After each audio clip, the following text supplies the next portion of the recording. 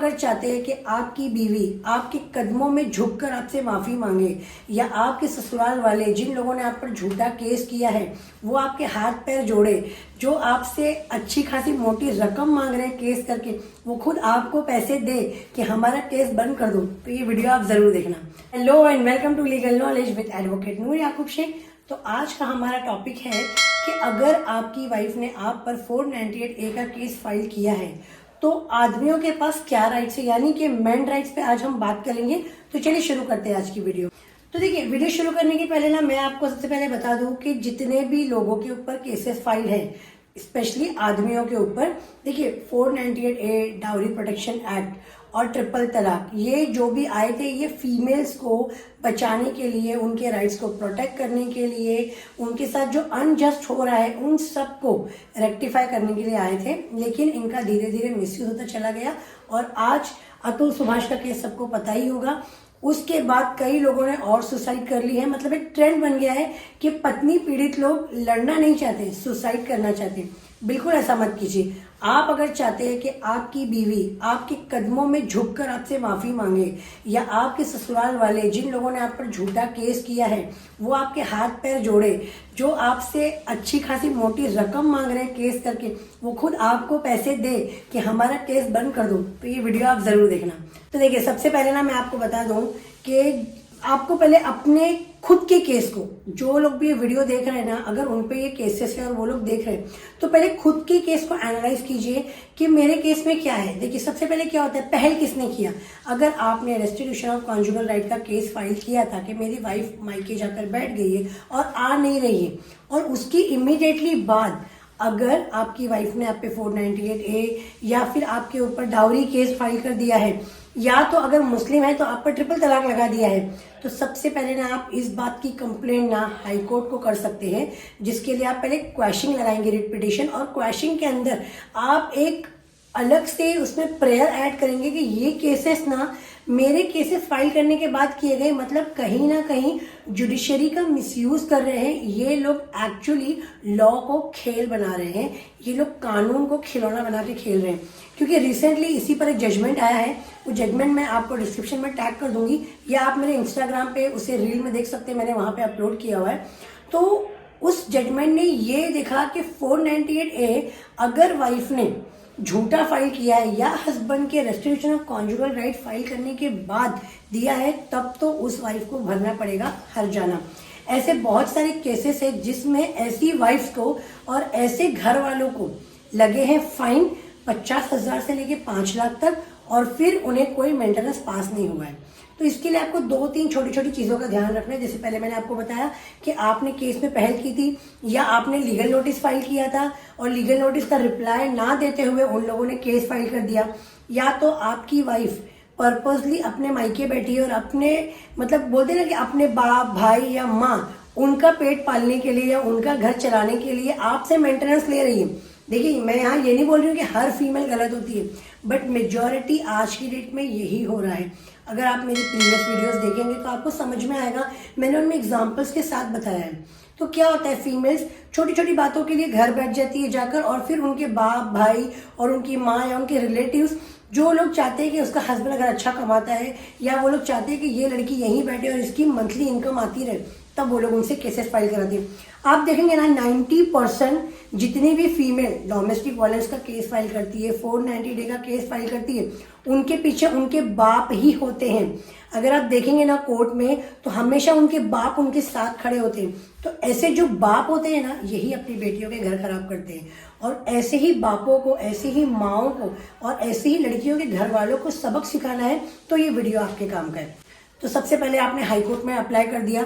अब उसके साथ में ना आपके केस में जब आप उनकी हियरिंग पे जा रहे हैं आपकी वाइफ की, तो वहां पर आप आपके जो भी इंफॉर्मेशन देंगे, जो भी आप आपका रिप्लाई से फाइल करेंगे, उसमें बार बार इन चीज़ों को हाईलाइट करना।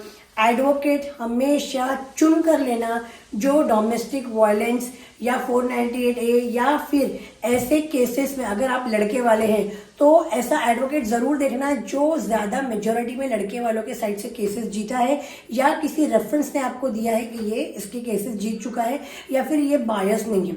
नॉर्मली क्या होता है, एक सबसे अहम एडवाइस, कभी भी ना आप लोकल एडवोकेट मत करना। फॉर एग्जाम्पल अभी रिसेंटली मुझे कॉल आया था राजस्थान से, तो उनकी वाइफ ने उन पे केस किया राजस्थान में, वो बंदा रहता है यूपी में। अब वो जब भी राजस्थान आते हैं उन्होंने राजस्थान का एडवोकेट किया है, प्रोबेबिलिटी है कि वो एडवोकेट मैनेज हो जाते हैं। क्यों मैनेज हो जाते हैं? क्योंकि उसी जगह प्रैक्टिस करना है, क्लाइंट्स के लिए अपने एसोसिएट से उनको अपने रिलेशन स्पॉइल नहीं करना है। फिर समहाउ क्या होता है कि क्लाइंट्स कम पैसे दे रहे हैं या उनसे जितनी बात हुई है, एक्सपेक्टेशन हुई है, blah blah blah, there are XYZ many reasons are there, मैं उनको एक्सप्लेन नहीं करना चाहती हूँ। बट अगर आपके साथ में कोई एडवोकेट ऐसा कर रहा है तो आप सतर्क हो जाइए। अगर आपको लग रहा है, सबसे बेस्ट है कि आप आपके साथ एडवोकेट को लेकर ट्रैवल कीजिए, या तो फिर उस कोर्ट से नहीं दूसरे कोर्ट से आप कोई एडवोकेट की जिसकी प्रैक्टिस यहाँ की नहीं हो, नियर बाय कोर्ट की हो, और फिर उसके थ्रू आप वो केस देखिए। तीसरी बात, जब भी आप ये केस जीत जाते हैं आपकी वाइफ के साथ, या अगर आपको मीडिएशन भेजा है तो मीडिएशन में भी यही पॉइंट रखिए बार बार। मीडिएशन में ये नहीं बोलना है कि हाँ ठीक है मैं सेटल कर लेता हूँ, सेटल मत कीजिए। सेटल करने से ही इन लड़कियों का, ऐसी औरतों का और इनके माँ बाप का मोरल बूस्ट हुआ है। तो आप सेटलमेंट मत कीजिए, जो भी है प्रोसेस से जाइए, और प्रोसेस से जाने के बाद ही आप फिर वो केस जीत सकते हैं। और जब भी आप केस जीतते हैं ना, जीतने के बाद उस वाइफ को, उसके बाप को छोड़िए मत, उनके ऊपर केसेस फाइल कीजिए, डिफॉर्मेशन फाइल कीजिए, हैरेसमेंट फाइल कीजिए, उनसे रिकवरी फाइल कीजिए, और जो ऑफिसर्स ने आपके अगेंस्ट में FIR रजिस्टर किया है उनके खिलाफ भी कंप्लेंट कीजिए। मैं अभी आपको छोटी एग्जांपल देती हूँ। मेरा एक केस चल रहा था बॉम्बे में, और जो मेरे क्लाइंट थे ना, उन लोगों ने लोकल एडवोकेट किया था, बट लोकल एडवोकेट का इतना मतलब ज्यादा इन्फ्लुएंस था सामने वाली पार्टी का कि उन लोगों को मुझे पुणे से बुलाना पड़ा।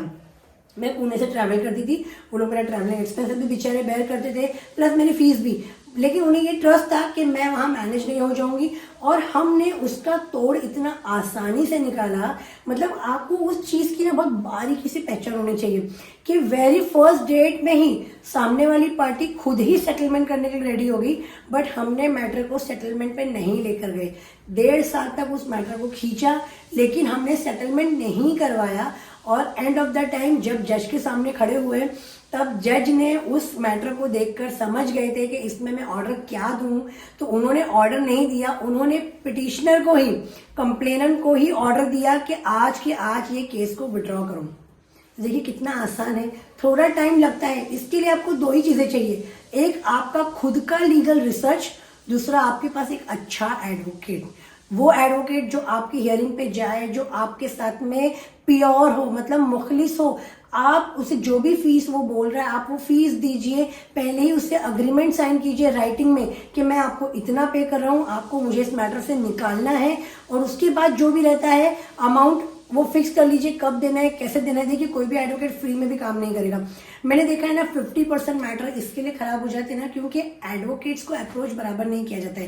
पहले उन्हें बोल देते हैं जोश जोश में, हाँ सर मैं आपको इतना पैसा दूंगा, उतना दूंगा, लेकिन 1-2 डेट के बाद डिमोटिवेशन आता है, फिर बोलते हैं नहीं अभी आप केस जीतो, जीतने के बाद आपको दूंगा। तो ये सारे क्लैशेस की वजह से भी ना आपका केस कहीं ना कहीं वीक होता है। तो अपने केस को शुरू से ही स्ट्रांग रखिए, एक ही एडवोकेट रखिए, बार बार एडवोकेट चेंज मत कीजिए। एडवोकेट चेंज करने से भी आपका केस वीक होता है। और दूसरा, हमेशा जज के आगे प्रेजेंटेबल जाइए। मैंने देखा है जब भी किसी पे केस हो जाता है ना, लड़के वाले हो चाहे लड़की वाले हो, ऐसे टिप टॉप रहेंगे, लेकिन जैसे ही जज के सामने आएंगे, पुराने कपड़े, पैरों में चप्पल, पुराना पर्स, मतलब अपना हुलिया बिगाड़ कर आते हैं। क्यों हुलिया बिगाड़ना है? जज आपका अपीयरेंस देखकर कोई ऑर्डर पास नहीं करने वाला है। जज अगर मेंटेनेंस पास करने वाला है तो डॉक्यूमेंटेशन के बेस पे पास करने वाला है। आप हमेशा प्रेजेंटेबल जाइए, अच्छे से जाते हैं, अच्छे स्माइल करते हैं, अच्छा प्रेजेंटेशन देते हैं, तो सामने वाले पे पॉजिटिविटी आती है। तो इन बातों को जरूर याद रखिए। आई होप आपको वीडियो समझ में आई होगी। इसमें मैंने सिर्फ और सिर्फ कवर किया है कि आपको आपके मैटर को किस तरीके से ध्यान देना है, आपके मैटर का आपको खुद को लीगल रिसर्च करना है, एडवोकेट अच्छा पकड़ना है, बार बार एडवोकेट चेंज नहीं करना है, और झूठे केस करने वालों को छोड़ना नहीं है। अगली वीडियो में मिलूंगी आपको ऐसी एक नई लीगल नॉलेज के साथ। अगर आप चाहते हैं कि इस बारे में मैं आपको कोई गाइडेंस दूं, तो आप मेरी ऑनलाइन अपॉइंटमेंट बुक कर सकते हैं, व्हाट्सएप के थ्रू आप अपॉइंटमेंट बुक कर सकते हैं। आप चाहिए तो मेरे ऑफिस आकर मुझे मिल सकते हैं, ईमेल कर सकते हैं। आजकल मुझे ज़्यादा ईमेल के थ्रू ही लोग कांटेक्ट करते हैं और उसके बाद में अपॉइंटमेंट बुक होती है। उससे ईजी हो जाता है कि आप लोग आपके डॉक्यूमेंट मुझे सेंड कर देते हैं ईमेल पर, मैं उन्हें पूरा स्टडी कर लेती हूँ, फिर नेक्स्ट डे हम अपॉइंटमेंट बुक कर लेते हैं, फिर हम बात कर लेते हैं सुकून से 30-35 मिनट। उसके बाद आपके भी डाउट्स क्लियर हो जाते हैं। तो आई होप कि आपको वीडियो समझ में आई होगी। समझ में आई है तो लाइक शेयर सब्सक्राइब जरूर करना और उन लोगों को जरूर शेयर करना जो लोग बेचारे केसेस से डर के बैठे हुए हैं और उन्हें पता नहीं चल रहा है कि अब हम क्या करें।